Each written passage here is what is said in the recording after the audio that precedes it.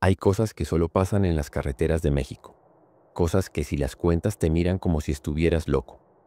Pero lo que vi esa noche en un puesto abandonado de la México Pachuca, ni los más viejos de la terminal me lo explican. Hasta hoy, cuando cierro los ojos, vuelvo a escuchar aquella voz que susurró: no deberías estar aquí. Me llamo Héctor. Soy camionero desde hace 15 años. Conozco cada curva, cada bache y cada puesto de la República. Pero esa madrugada, entre la niebla y el cansancio, cometí el error que mi esposa Lupe siempre me advierte. Nunca pares en un puesto solo de noche, viejo. Ahí no solo venden gasolina. El viaje empezó normal. Salí de Ecatepec con un cargamento de acero para Puebla. La lluvia fina golpeaba el parabrisas y la norteña sonaba en la radio. Pero cuando el sueño empezó, a cerrarme los ojos vi el letrero de un puesto medio apagado. Y ahí empezó todo. Eran como las 3 de la mañana cuando el sueño empezó a ganarme. La carretera México-Pachuca estaba casi vacía, solo mis faros cortando esa neblina fría y la lluvia ligera que parecía susurrar: detente, descansa un rato. Sabía que Lupe me mataría si me dormía al volante, pero el cuerpo ya no me respondía. Necesitaba un café, aunque fuera de esos de olla quemados de puestos de mala muerte. Miré el GPS buscando alguna gasolinera abierta, pero en ese tramo solo había milpas y cerros. Hasta que en una curva lo vi, un letrero medio descolorido que decía: gasolina, comida 24 horas. No parecía muy confiable, pero ¿qué más daba? Al menos había luz, o eso creí. Me estacioné frente a esas bombas de gasolina viejas, de esas que ya ni se ven, con los números pintados a mano. El letrero naranja parpadeaba como si estuviera a punto de apagarse, y lo único que se escuchaba era el viento silbando entre los fierros oxidados.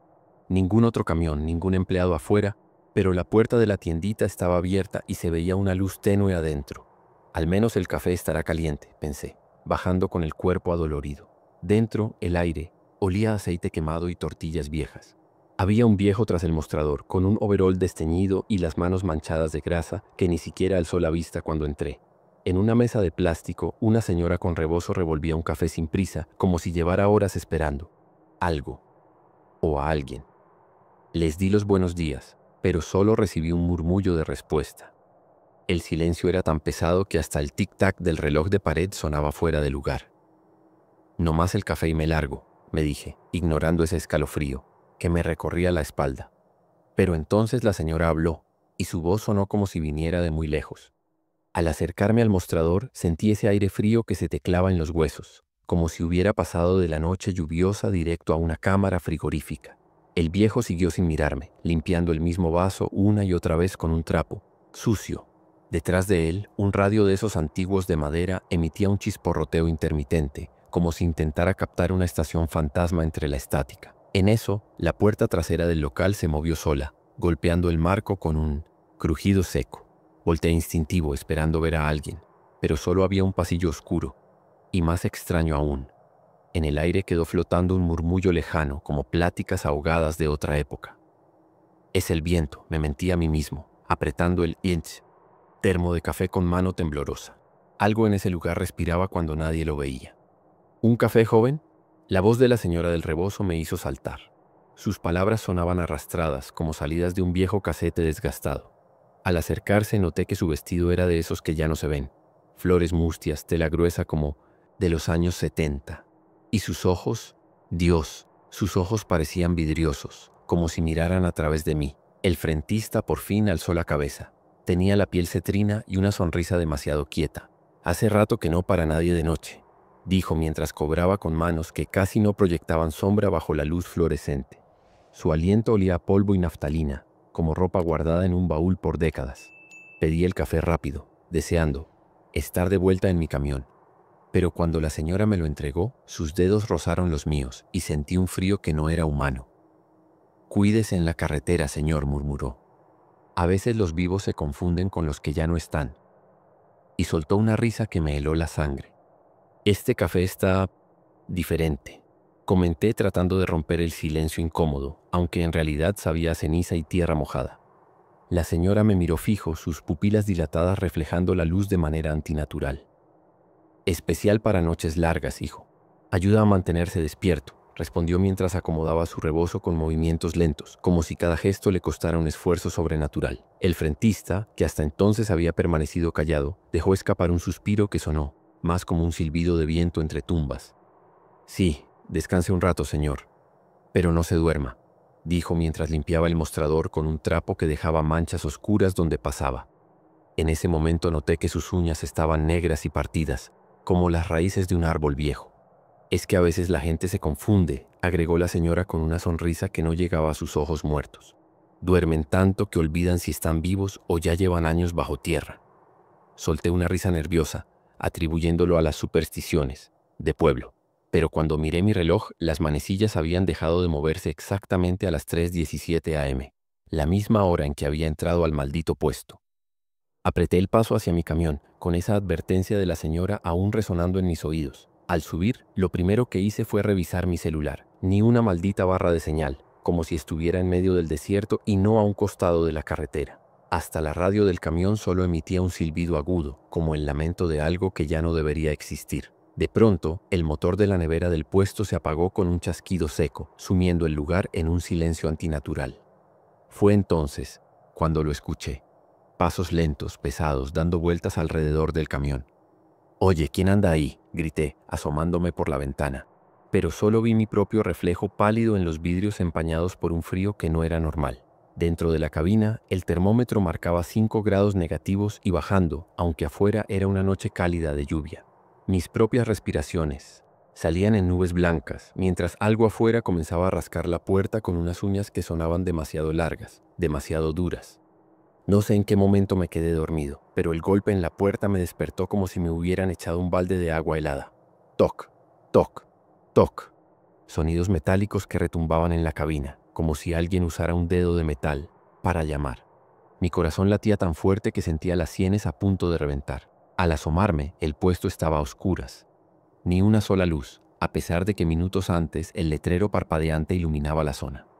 Solo la luna, filtrada entre la neblina, bañaba todo con un tono azulado, antinatural. Entonces moví instintivamente el retrovisor para ver detrás del camión, y ahí estaba él, el frentista, de pie, inmóvil, a 3 metros de distancia. Sus ojos ya no eran humanos, eran 2 puntos negros que ni siquiera reflejaban la luz. La sonrisa seguía ahí, pero ahora se extendía más allá de lo físicamente posible, como si alguien hubiera cortado su cara con una navaja. Y entonces parpadeé. Cuando abrí los ojos había desaparecido, pero el olor a gasolina podrida y carne quemada ahora llenaba la cabina, y el pestillo de la puerta comenzó a moverse solo. El pestillo de la puerta se dio con un clic gutural, como si alguien lo hubiera accionado desde dentro. Un viento helado entró de golpe, llenando la cabina de ese olor a pólvora y carne descompuesta que ahora reconocía demasiado bien. Mis músculos se tensaron, pero no podía moverme. No era miedo, era como si el mismo aire se hubiera vuelto plomo. Entonces lo sentí, un aliento putrefacto en mi nuca, seguido de unos labios secos que rozaron mi oreja al susurrar. «Aquí no es tu lugar. Todavía». La voz no era humana. Era el crujido de un árbol viejo mezclado con estática de radio. Y la mano. Dios, la mano que apareció en mi hombro derecho. Dedos largos, piel grisácea y pegajosa como la tela de una araña. Grité como nunca en mi vida, girando para enfrentar nada. Solo el asiento vacío del copiloto y la puerta abierta balanceándose. Pero en el vidrio empañado, por un segundo, vi el reflejo de una figura alta y demacrada inclinándose sobre mí. No lo pensé 2 veces. Arranqué el camión en neutral, casi calando el motor en mi desesperación. Los neumáticos patinaron sobre el lodo mientras aceleraba como un poseso. No miré atrás, no revisé los espejos. Solo sabía que si volvía a ver ese rostro, me quedaría para siempre en ese maldito puesto. La última cosa que escuché antes de salir disparado fue el chirrido de las bombas de gasolina derrumbándose a lo lejos, como si todo el lugar se desmoronara justo después de mi escape. Pisé el acelerador a fondo, pero la carretera ya no estaba ahí.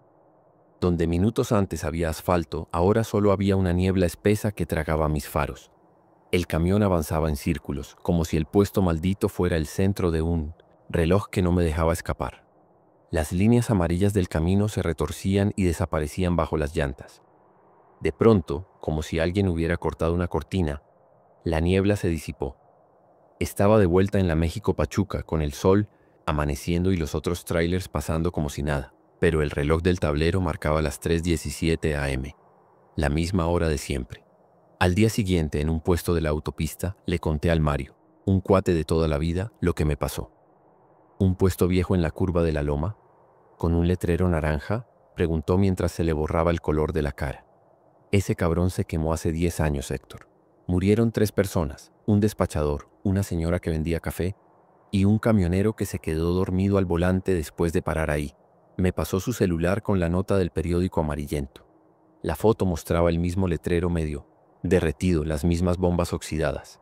Pero lo que me dejó tieso fue la fecha del accidente. 3:17 a.m., la misma hora que mi reloj atorado. Mario me miró serio. Dicen que a veces se aparece gente ahí, sobre todo cuando la neblina está pesada. Y entonces, desde la radio del local, empezó a sonar la misma canción de La Norteña que escuché en el puesto fantasma. Llegué a casa jurando olvidarlo todo, pero esa noche, cuando apagaba el camión, la radio se encendió sola. La misma canción de La Norteña, con ese violín que ahora sonaba a risa de mujer. El termómetro de la cabina volvió a marcar menos, 5 grados de temperatura, y por un segundo sentí ese mismo aliento podrido en mi nuca. Apagué todo de un golpe y miré mis manos temblorosas. Hay lugares que te atrapan aunque escapes, susurré. Y hay gente que ya no sabe que se quedó para siempre en esos rincones olvidados. Tal vez por eso, desde entonces, cada vez que paso por la curva de la loma, piso el acelerador. Y nunca miro por el retrovisor. ¿Fue un sueño? Quizá. Pero hasta hoy, cuando cargo gasolina de madrugada, reviso 2 veces que las luces del puesto no parpadeen y que el despachador tenga sombra. ¿A alguno de ustedes les ha pasado algo así en la carretera? Porque yo juraría que esa noche algo me quiso enseñar dónde terminan los caminos que ya no llevan a ningún lado.